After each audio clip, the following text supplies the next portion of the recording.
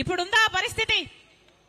ఇప్పుడు కనీసం పంట నష్టపోతే, పంట పండిస్తేనేమో గిట్టుబాటు ధర రాదు, పంట నష్టపోతేనేమో కనీసం బీమా కూడా రాదు, కనీసం పంట నష్టపరిహారం కూడా ఇయ్యని ప్రభుత్వం జగనన్న గారి ప్రభుత్వం. మరి ఏమనాలి? ఇదేనా రాజశేఖర రెడ్డి గారి ఆశయాలను నిలబెట్టడం అంటే?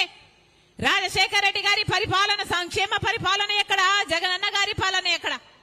రాజశేఖర రెడ్డి గారి సంక్షేమ పాలనలో విద్యార్థులకు రాజశేఖర రెడ్డి గారు వాళ్ళు చదువుకోవాలని డబ్బు లేని కారణంగా ఏ బిడ్డ చదువు ఆగిపోకూడదని రాజశేఖర రెడ్డి గారు ఒక మాట అనేవాడు. ఏమనేవాడు? మీరు ఏది కావాలంటే అది చదువుకోండి, మీరు డాక్టర్ అవుతారా, మీరు ఇంజనీర్ అవుతారా, మీరు ఎంబీఏ చేస్తారా, మీరు ఎంసీఏ చేస్తారా, మీరు ఏది కావాలంటే అది చదువుకోండి, ప్రభుత్వమే ఉచితంగా చదివిస్తుంది అన్నాడు రాజశేఖర రెడ్డి గారు. అది ఫీజు రీయింబర్స్మెంట్. రాజశేఖర రెడ్డి గారు ఉన్నప్పుడు ఎంతమంది పేద బిడ్డలు డాక్టర్లు, ఇంజనీర్లు, ఎంబీఏలు, ఎంసీఏలు లక్షణంగా చదువుకున్నారు, ఈ రోజు లక్షణంగా ఉద్యోగాలు చేసుకుంటున్నారు. ఇప్పుడు ఫీజు రీయింబర్స్మెంట్ లేదు. కూలీ నాలీ చేసుకుని కన్న తల్లిదండ్రులే వాళ్ళ డబ్బులు కూడబెట్టుకుని అప్పులు చేసి ఆ బిడ్డలను చదివిస్తే కనీసం ఉద్యోగాలు వస్తున్నాయా అంటే ఉద్యోగాలు కూడా లేవు. ఈరోజు మన రాష్ట్రంలో 19 లక్షల మంది విద్యార్థులు చదువుకున్నారు కానీ ఉద్యోగాలు లేక నిరుద్యోగంతో బాధపడుతున్నారు. చిన్న చిన్న ఉద్యోగాలు, ఆఖరికి 10,000, 12,000 ఉద్యోగాలు చేసుకుంటున్నారు అంటే మరి ఆ పాపం ప్రభుత్వానిది కాదా? ఎన్ని ఉద్యోగాలు వేశారు? ఎంతమందికి భర్తీ చేశారు? ప్రతి సంవత్సరము జాబ్ క్యాలెండర్ అన్నాడు జగనన్న గారు. జనవరి 1న జాబ్ క్యాలెండర్ విడుదల చేస్తానన్నాడు. ఎన్ని జనవరి 1 అయిపోయింది, ఎన్ని జాబ్ క్యాలెండర్లు విడుదల చేశారు? కనీసం 5 సంవత్సరాలలో ఒక్క జాబ్ క్యాలెండర్ అయినా, జనవరి 1న ఒక్క జాబ్ క్యాలెండర్ అయినా విడుదల చేశారా? కనీసం ఈ 5 ఏళ్లలో ఒక్కటి గ్రూప్ 1 ఉద్యోగం అయినా వచ్చిందా? అంటే మన ఆంధ్ర రాష్ట్ర బిడ్డలు కనీసం గ్రూప్ 1 ఉద్యోగాలు చేయడానికి కూడా అర్హులు కారా? మరి ఇదేనా రాజశేఖర రెడ్డి గారి ఆశయాలను నిలబెట్టడం అంటే? ఎక్కడ రాజశేఖర రెడ్డి గారి సంక్షేమ పాలన ఎక్కడ? జగనన్న గారి పాలన ఎక్కడ? భూమికి ఆకాశానికి ఉన్నంత తేడా లేదా? ఏమన్నాడు జగనన్న గారు? పూర్తి మద్యపాన నిషేధం చేస్తానన్నాడు జగనన్న గారు. 5 ఏళ్లలో పూర్తి మద్యపాన నిషేధం చేస్తానన్నాడు. అసలు మద్యం అన్నది ఎక్కడా లేకుండా చేస్తాను, ఆ తర్వాతే వచ్చి మీట్లో ఓట్లు అడుగుతాను అన్నాడు జగనన్న గారు. నాకు మేనిఫెస్టో అంటే బైబిల్, ఖురాను, భగవద్గీతతో సమానం అన్నాడు. ఆ మేనిఫెస్టోలో నేను పెట్టాను మద్యపాన నిషేధం చేస్తాను అన్న జగనన్న గారు. మరి ఇప్పుడు ఏమైంది? అన్నా ఎలా ఉంది ఇప్పుడు పరిస్థితి అని మొన్న 4 రోజుల కింద నేను ఒక అన్నని అడిగితే, ఏమి మద్యపాన నిషేధం అమ్మా, ఇప్పుడు సర్కారే మద్యం అమ్ముతుంది, అది కూడా సర్కారు ఏది అమ్ముతే అదే కొనాలి అన్నాడు. అదేంటన్నా అంటే, ఇప్పుడు కొనాల్సింది వేరే బ్రాండ్లు ఏం దొరకవమ్మా, ఏదో బూమ్ అంట, స్పెషల్ స్టేటస్ అట, ఇవే దొరుకుతాయి తల్లి అన్నాడు. ఈరోజు ప్రత్యేక హోదా తేవడం కథ ఏమో గాని స్పెషల్ స్టేటస్ అని మందుబాటలు అయితే వచ్చింది, జగనన్న గారి పుణ్యం. మరి ఇదేనా మాట నిలబెట్టుకోవడం అంటే? ఇప్పుడు కనీసం ఆన్లైన్ సేల్స్ లేవు, ఒక కార్డుతో పేమెంట్ లేదు, మద్యం షాపులో పూర్తి క్యాష్ పేమెంట్లే అంటున్నారు. ఎందుకు అని అడుగుతున్నాం. అంటే రాష్ట్రానికి వచ్చే ట్యాక్సులు రావటం లేదు, కేంద్రానికి వచ్చే ట్యాక్సులు పోవటం లేదు, అయినా కూడా పూర్తి అక్రమం అయినా కూడా యథేచ్ఛగా మద్యం అమ్ముకుంటున్నారు. ఏం చేతనైంది? ఈ 10 సంవత్సరాలైంది మనకు రాష్ట్రం ఏర్పడి. మరి ఈ 10 సంవత్సరాలలో కనీసం ఒక్క అడుగన్నా ముందుకేసావా? ఒక్క అడుగన్నా అభివృద్ధి చెందిందా?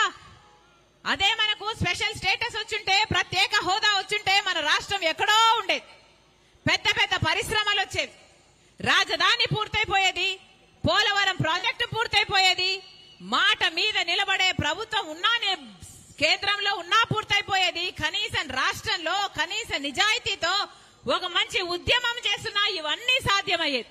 కానీ ఆలోచన చేయండి, 10 సంవత్సరాలు అయింది రాష్ట్రం ఏర్పడి, ఇప్పటి వరకు మనం ఒక్కటి కూడా సాధించుకోలేదు. మరి మనం ఏం అభివృద్ధి చెందినట్టు?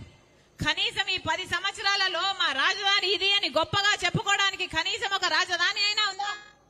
20 లక్షల ఎకరాలకు ఇచ్చే నీళ్ళిచ్చే పోలవరం ప్రాజెక్టు పూర్తయిపోతే పెద్ద పెద్ద పరిశ్రమలు రాకపోయినా మన కాళ్ళ మీద మనం నిలబడేవాళ్ళు, మన రైతులు మన కాళ్ళ మీద వాళ్ళు నిలబడేవాళ్ళు. పోనీ అదైనా అయిందంటే అది కాలేదు. పెద్ద పెద్ద పరిశ్రమలు వస్తే మన బిడ్డలకు ఉద్యోగాలు వస్తాయి కదా అంటే ఒక్కరంటే ఒకరు, అటు చంద్రబాబు గారైనా ఇటు జగనన్న గారైనా ఒక్క నిజమైన ఉద్యమమైనా చేశారా? ఆ రోజు బీజేపీ పార్టీ చెప్పిన మాట 5 సంవత్సరాలు కాదు 10 సంవత్సరాలు ఇస్తామన్నారు.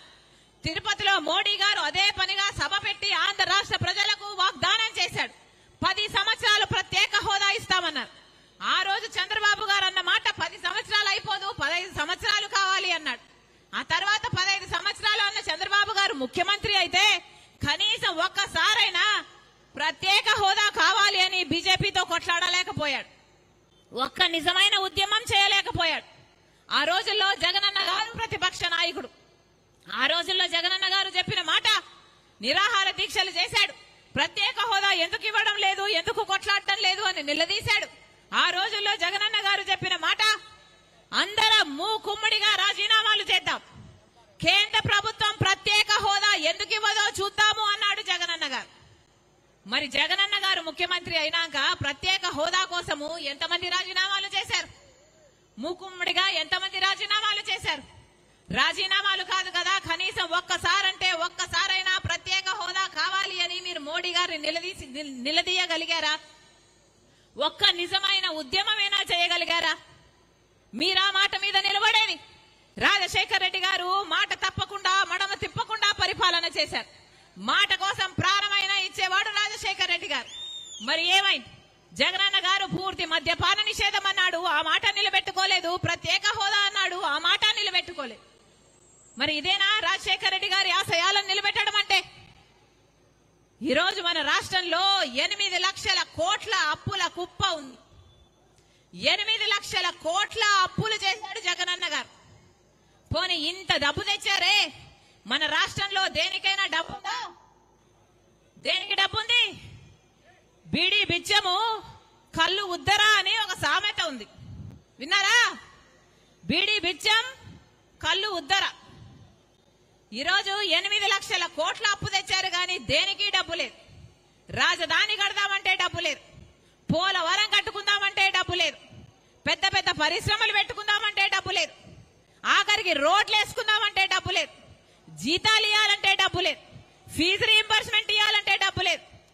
ఇదిగో ఇక్కడ అన్నలు ఉన్నారు, వీళ్ళ పెన్షన్ పాలసీ మార్చి వాళ్ళ కడుపులు కొడుతున్నారు, వాళ్ళ జీవితాలను కొడుతున్నారు, వాళ్ళ కుటుంబాలంతా రోడ్ల మీద పడతాయి అని ఎంతమంది ఎంప్లాయీస్ చెప్తున్నారు. సిపిఎస్ వద్దంటున్నారు, ఓపీఎస్ కావాలని అంటున్నారు.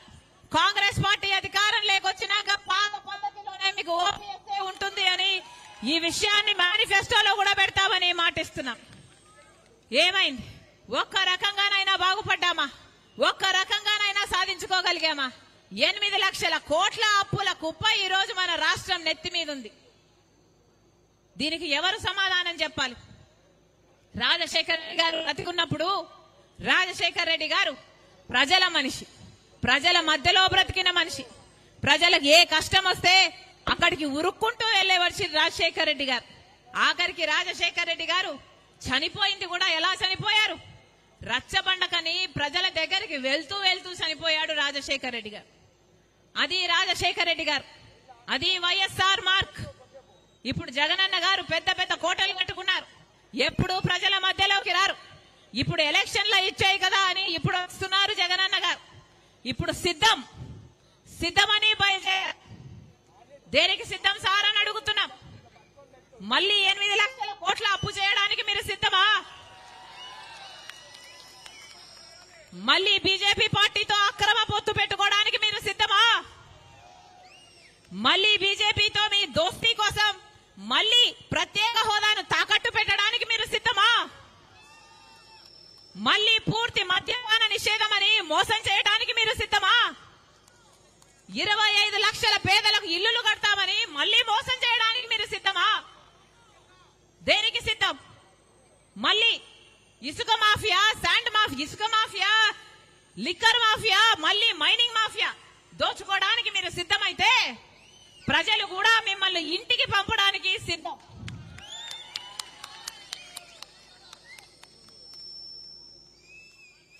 మళ్ళీ చెప్తున్నాం గత 10 సంవత్సరాలుగా బీజేపీ పార్టీ మన రాష్ట్రానికి ఒక్కటంటే ఒక్క వాగ్దానం కూడా నిలబెట్టుకోలేదు.